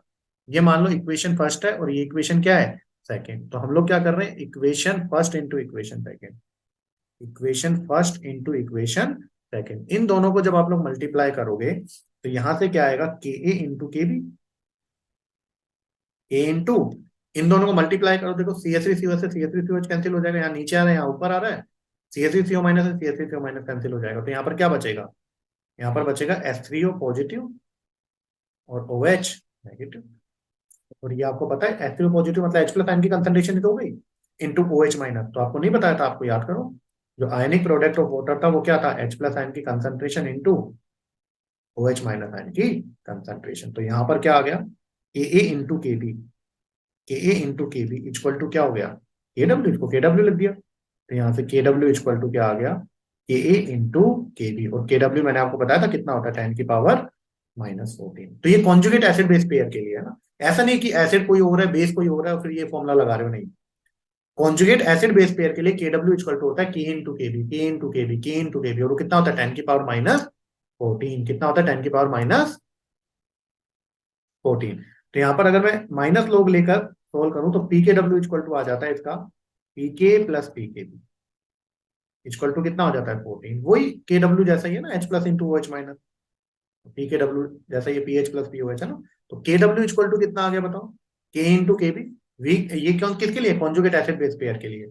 और PKW इक्वल टू कितना आ गया, PK प्लस PKB। तो ये भी इंपॉर्टेंट है, आप लोगों को जो ऊपर मैंने बकवास किया वो करने की आप लोगों को जरूरत नहीं है। अगर कॉम्पिटिशन एग्जाम दे रहे हैं आप तो डायरेक्ट फॉर्मुला क्या करें, लर्न करें। अगर आपके पास कॉन्जुगेट एसिड बेस पेयर है तो कॉन्जुगेट एसिड बेस पेयर के लिए क्या होता है, KW इक्वल टू होता है K इंटू केबी, 10⁻⁻14, और PKW क्या होता है, PK प्लस PKB 10, और वो कितना होता है, 14। क्लियर। डायरेक्टली आप लोगों को ये फॉर्मूला क्या करना है, लर्न करना है। अब जैसे आप लोगों से बोला गया कि HCN आपके पास है ना, मान लीजिए, और HCN का मान लीजिए आपको दिया के कितना दे दिया, 10⁻⁻5 एसिड है ना, के दे दिया। तो आपसे पूछा CN माइनस का बताओ आयोनाइजेशन कांस्टेंट कितना होगा। तो CN माइनस क्या होगा, इसका कॉन्जुगेट बेस। तो आपसे के भी पूछा होगा, तो HCN का कॉन्जुगेट बेस ही तो CN माइनस। तो आप लोग क्या लिखोगे, KA इंटू के बी इक्वल टू 10⁻⁻14। तो के कितना दिया हुआ है, 10 के, तो के बी इक्वल टू कितना आ जाएगा, 10⁻⁻14 अपॉन के। तो इसको सोल्व कर लोगे आप लोग, है ना। तो कॉन्जुगेट एसिड बेस पेयर के लिए आप लोगों को ये फॉर्मूला लगाना है। ऐसा नहीं किसी के भी लगा दे, के किसी का ले रहे हो, के बी किसी का ले रहे हो, फिर लगाने में लग रहे हो, है ना, ऐसा नहीं होगा। क्लियर। तो इस तरीके से आप लोग ये कर सकते हैं कॉन्जुगेट एसिड बेस पेयर। तो इतना आप लोगों को करने की जरूरत नहीं है, तो पहली बार आप लोग पढ़े से समझा रहा हूँ, आपको सीधा फॉर्मूला याद करना है डायरेक्ट, है ना। नेक्स्ट चलते हैं हम लोग, दो इफेक्ट जो बहुत ज्यादा इंपॉर्टेंट है, very very very important, chemistry में काफी जगह काम आने वाला है। इसे हम लोग बोलते हैं common ion effect. Common ion effect है ना, कॉमन आयन इफेक्ट। तो ये जो इफेक्ट है वो ली चैटरल प्रिंसिपल पर एप्लीकेबल है, जो कि आप लोग पढ़कर आए हैं केमिकल इक्विलिब्रियम में, ली चैटरल प्रिंसिपल, है ना। सबसे लास्ट लेक्चर वही था, ली चैटरल प्रिंसिपल का। तो कॉमन आयन इफेक्ट क्या कहता है, कॉमन आयन इफेक्ट क्या कहता है कि जैसे आप लोगों के पास मान लीजिए CH3COOH है ना, CH3COOH एक वीक एसिड है, CH3COH क्या है, एक वीक एसिड। अब आपको पता है जो वीक इलेक्ट्रोलाइट होता है वो बहुत कम आयनाइज होता है। ये किस में आयनाइज होगा, CH3COO माइनस, और किस में आयनाइज होगा, H प्लस में। अब इसके मान लीजिए मैंने 100 मॉलिक्यूल लिए, तो 100 में से मान लो 5 टूट रहे हैं, कितने टूट रहे हैं, 5 या 10, मान लो 10 ब्रेक हो रहे हैं, है ना। तो मैंने 100 मॉलिक्यूल लिए और इसमें से आयनाइज कितने हो गए, केवल 10 आयनाइज हुए, फिर इनके बीच में इक्विलिब्रियम सेटअप हो गया। जितना टूट रहा है उतना बन रहा है, जितना टूट रहा है इतना बन रहा है। तो इसका 100 में से 100 में से 10 आयनाइज हुए, तो इसका डिग्री ऑफ आयनाइजेशन कितना हो गया, 10%। तो मान लो ये 10% आयनाइज हो रहा है ना। अब मैंने क्या किया, इसमें एक कॉमन आयन वाला स्ट्रॉन्ग इलेक्ट्रोलाइट डाल दिया। कॉमन आयन वाला स्ट्रॉन्ग इलेक्ट्रोलाइट कहने का क्या मतलब है, जैसे मैंने यहाँ पर लिया CH3COON, अब आपको पता है CH3COONA तो क्या होता है, स्ट्रॉन्ग सोल्ट है ना, तो सोल्ट तो पूरा टूट जाता है। तो ये कैसा इलेक्ट्रोलाइट है, स्ट्रॉन्ग इलेक्ट्रोलाइट। कैसा इलेक्ट्रोलाइट है, स्ट्रॉन्ग। ये तो पूरा टूट जाता है। पूरा टूट जाएगा तो देखो एक तरफ मैंने एरो लगाया है। एक तरफ एरो क्यों लगाया, क्योंकि अगर इसके 100 मॉलिक्यूल लूंगा तो ये सारे के सारे टूट जाएंगे। सोल्ट है, पूरा का पूरा टूट जाएगा। किसमें, CH3COO- और किसमें, Na+ में। तो ऊपर वाला कैसा था, वीक इलेक्ट्रोलाइट था, वो 100 मॉलिक्यूल लिए थे तो 10 ब्रेक हुआ था। और नीचे वाला स्ट्रॉन्ग इलेक्ट्रोलाइट है, वो पूरा का पूरा टूट गया। बताओ इनमें दोनों में कॉमन आयन है कि नहीं है, बिल्कुल है। तो इनमें कॉमन आयन कौन है, CH3CO-। दोनों में कॉमन आयन है कि नहीं है, यहाँ पर भी है और यहाँ पर भी है। तो जब मेरे पास एक कंटेनर है, उसमें कौन था, CH3COH पड़ा हुआ था, उसमें मैंने क्या डाल दिया, कॉमन आयन वाला स्ट्रॉन्ग इलेक्ट्रोलाइट। तो कॉमन आयन वाले स्ट्रॉन्ग इलेक्ट्रोलाइट होंगे, कॉमन आयन की कंसंट्रेशन क्या हो जाएगी, बढ़ जाएगी। तो CH3CO- आयन की कंसंट्रेशन बढ़ गई तो ली चैटर्जी प्रिंसिपल क्या कहता है, अगर यहाँ पर कंसंट्रेशन बढ़ रही है प्रोडक्ट साइड, तो रिएक्शन कहाँ जाएगी, बैकवर्ड। रिएक्शन कहाँ जाएगी, बैकवर्ड। तो ये कौन सी रिएक्शन हो जाएगी, बैकवर्ड रिएक्शन। और बैकवर्ड रिएक्शन होगी तो बताओ CH3CO- और H+ वापस से रिएक्ट करके क्या बना देंगे, CH3COH। तो बेचारा पहले ही कम टूट रहा था, पहले ही 10 टूटे हुए थे 100 में से। अब बैकवर्ड रिएक्शन जा रही है तो बताओ वो जो टूटे हुए वो भी वापस में जुड़कर वापस से क्या बना रहे हैं, CH3COH बना रहे हैं कि नहीं बना रहे। तो आयनाइजेशन ज्यादा हो गया या कम हो गया, तो आयनाइजेशन हो गया कम। तो यहां पर ये रूल क्या कहता है, कॉमन आयन इफेक्ट क्या कहता है, कि अगर आपके पास कोई एक वीक इलेक्ट्रोलाइट है, कैसा इलेक्ट्रोलाइट था, वीक। तो इस वीक इलेक्ट्रोलाइट में कॉमन आयन वाला, देखो कॉमन आयन है दोनों में ऊपर नीचे, स्ट्रॉन्ग इलेक्ट्रोलाइट डाल दूं तो रिएक्शन कहाँ चली जाएगी, बैकवर्ड। और बैकवर्ड जाने से जो डिग्री ऑफ आयनाइजेशन है वो पहले से क्या हो जाएगा, कम हो जाएगा। पहले से क्या हो जाएगा, कम। तो इसे बोलते हैं कॉमन आयन इफेक्ट। तो हम लोग क्या लिखते हैं यहाँ पर, suppression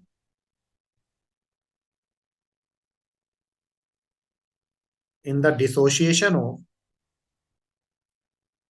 suppression in the dissociation of, dissociation of weak electrolyte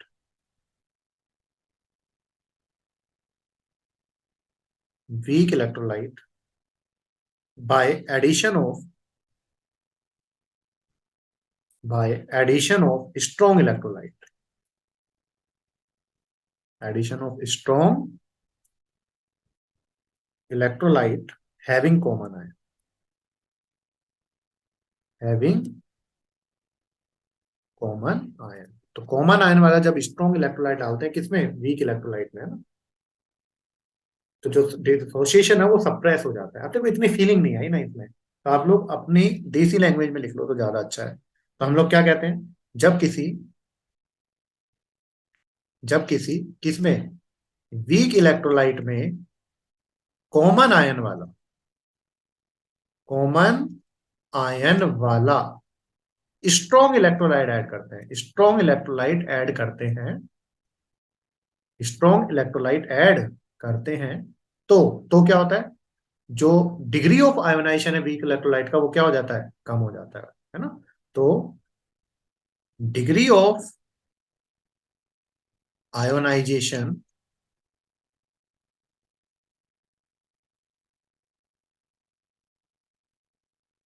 कम हो जाता है, कम हो जाता है, क्लियर, कम हो जाता है।